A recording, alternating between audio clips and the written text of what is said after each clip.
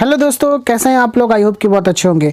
दोस्तों, हर एक पल कुछ न कुछ अपडेट्स आते ही रहती हैं और वो अपडेट्स हमेशा चौंकाने वाली होती हैं। तो ये अपडेट जो है वो IIT JEE एडवांस में बैठने के लिए जो स्टूडेंट्स को कितने नंबर चाहिए, कितने मार्क्स चाहिए, ये बहुत ही मायने रखता है। इसको लेके आज ये वीडियो में मैं बात करने वाला हूँ, तो इस वीडियो के अंत तक बने रहिएगा। और अगर आपने अभी तक मेरे चैनल को सब्सक्राइब नहीं किया है तो सबसे पहले चैनल को सब्सक्राइब कर ले और बेल आइकन को प्रेस कर दे ताकि इसी तरीके का बेहतरीन अपडेट मिलते रहे।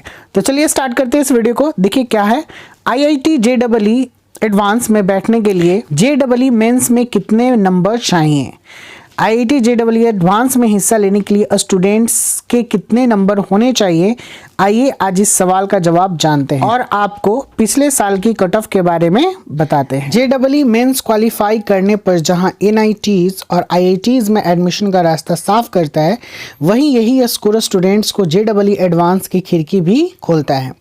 इस कॉपी में साल 2022 के उपलब्ध आंकड़ों के आधार पर यह बताने का प्रयास किया जा रहा है कि IITs में एडमिशन के लिए कितनी मेहनत करनी होगी। बीते साल एक सीट के लिए 10 स्टूडेंट्स JEE एडवांस में रजिस्टर्ड हुए थे। कुछ ने एग्जाम नहीं दिया तो आंकड़ा 9.39 हो गया था।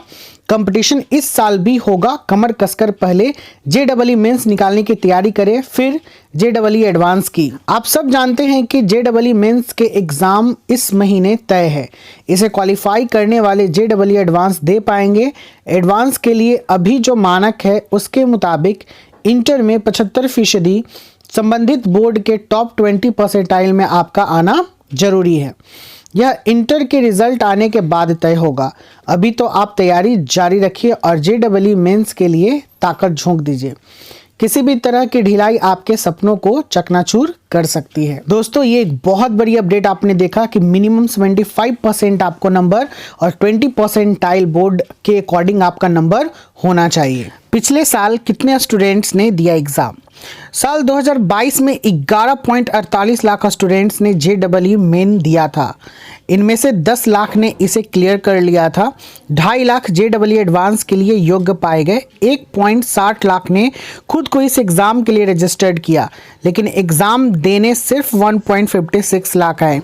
इस समय देश में 23 IITs हैं और उनमें सीटों की संख्या है 16,598। मतलब हर एक सीट पाने के लिए बीते साल 9.39 स्टूडेंट ने संघर्ष किया है।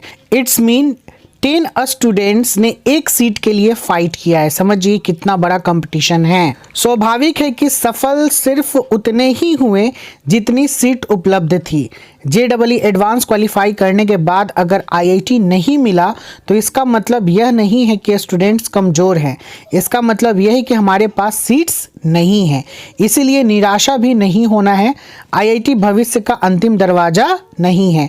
इसका मतलब साफ तौर पे कहा जा रहा है कि अगर स्टूडेंट्स नहीं निकाल पा रहे हैं तो वो बहुत काबिल हैं। दोस्तों, हम लोगों के पास बस सीट की कमी है और इसे मैं चाहूँगा कि हमारी जो सेंट्रल गवर्नमेंट है ये इसे दूर करे और स्टेट गवर्नमेंट को भी चाहूँगा कि कुछ ऐसे नए नए कॉलेजेस को ओपन करे कि जिससे ये कमियां दूर हो। JEE मेंस का कट ऑफ क्या था ये हम लोग बात करने वाले हैं। जो जनरल का था वो 88.41 मिनिमम था और मैक्सिमम 100 गया था।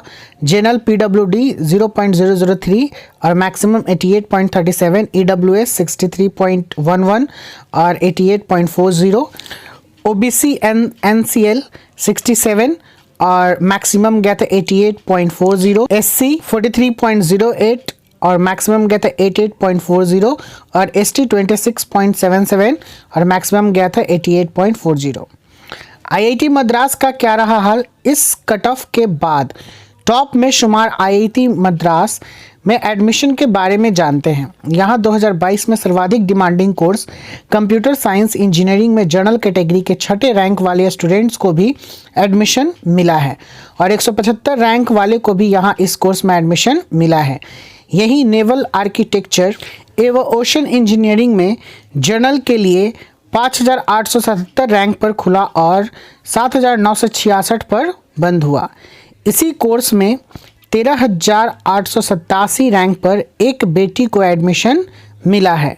यही IIT मद्रास की सबसे नीचे की रैंक है। नए IIT का क्या रहा हाल? अब अपेक्षाकृत नए आईआईटी रोपर में बीते साल के एडमिशन की स्थिति भी जान लेते हैं। यहाँ जनरल के लिए सीएसी 945 रैंक पर खुला और 1883 बंद हुआ। वहीं जनरल कैटेगरी की बेटियों के लिए सीएसी की रैंक यहाँ खुली 3425 और बंद हुई 4951 पर।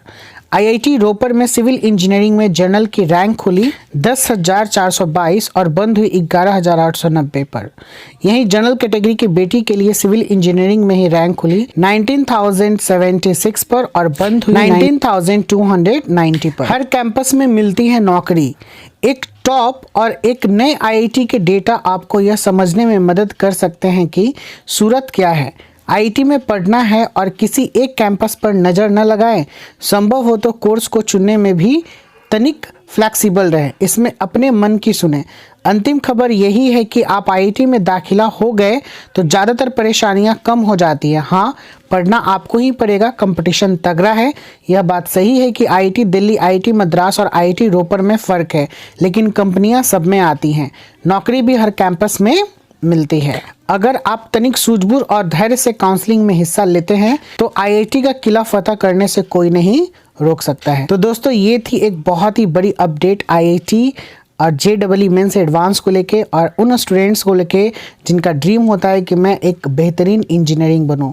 आई होप कि ये वीडियो आपको पसंद आया हो। अगर पसंद आया हो तो प्लीज़ लाइक करें, अपने दोस्तों के बीच में शेयर भी करें और मेरे चैनल को सब्सक्राइब करना ना भूलें। बहुत जल्द मिलते हैं नेक्स्ट वीडियो के साथ। Bye bye, take care.